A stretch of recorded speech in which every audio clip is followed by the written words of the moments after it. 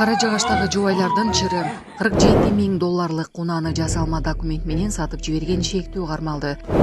Жалал-Абадда бир жумада 700дөн ашуун үйдү суу каптады. Ушул жана башка жаңылыктар видеого лайк басып, Манас ТВ каналына катталып, акыркы жаңылыктардан кабардар болуңуз. Кара Жагачтагы жубайлардын чыры мурда кетсем сабап алып келип алчу. Эми жашабайм дейт токмоктолгон келин. Буга чейин социалдык тармактарга эркек киши аялды унаага айлантып коюп, андан кийин кармап алып урганы тартылган видео тараган. Видеодон кийин Октябрь райондук ички иштер башкармалыгы аялдын сабоого чектелген жаран кармалганын билдирген. Супер KG порталы дал ошол келин менен маектешти. Эми жолдошу менен жашабай турганын айткан ал ошол күндө айтып берди.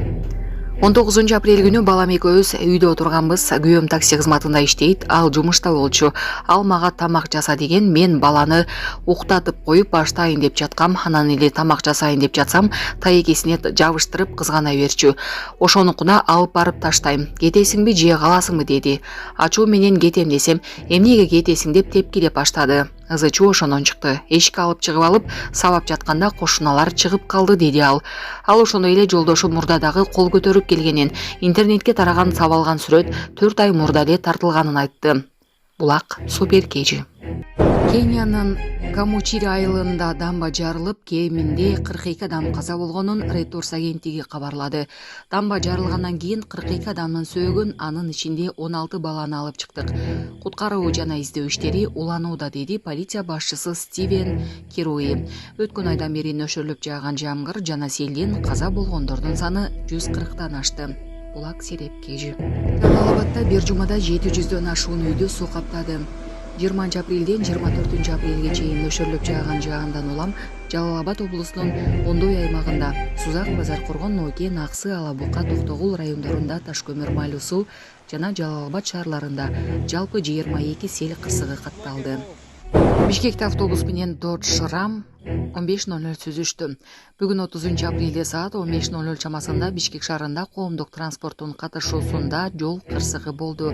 Күбө болгон окурмандын маалыматы боюнча Тыныстанов көчөсүндө номер 48 автобус менен Dodge Ram 15:00 мамлекеттик номери 01 KG 500 AH үлгүсүндөгү автоунаа сүзүштү.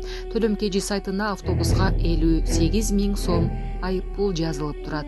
Булак Баракелде. Кайрат Нуртас сахнада сөгүнгөнлүгү үчүн айыпка жыгылды. Коомдук жайда адепсиз сөздөрдү сүйлөгөн казак ырчысы Кайрат Нуртас жоопко тартылып, майда бейбаштык үчүн ага айып салынды. Видео интернетте бир нече күн мурун пайда болгон. Эми Нуртас 73.840 теңге төлөшү керек. Булак 7 ТВ KG.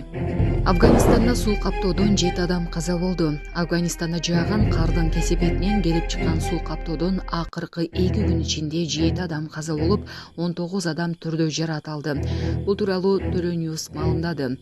Нангархар жана Лагман провинциясынын жергиликтүү башкаруу бийлиги аймакта суу каптоонун кесепети тууралуу маалымат берген.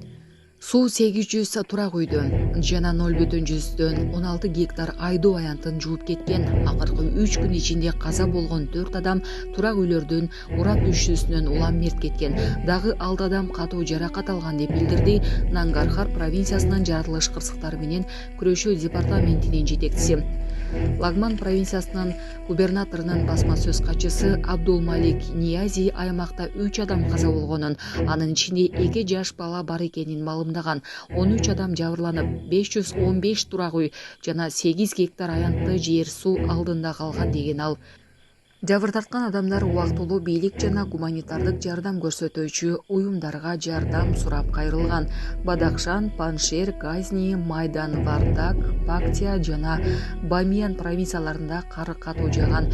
Жергиликтүү тургундар мындай аба ырайы аталган аймак үчүн жат көрүнүш экенин, анын кесепетинен отургузулган мөмөлөрү зыянга учурганын билдиришкен. Өлкөнүн метеорология кызматы Афганистандын 34 провинциясында жаан-чачын күтүлүп жатканы тууралуу эскертүү берген.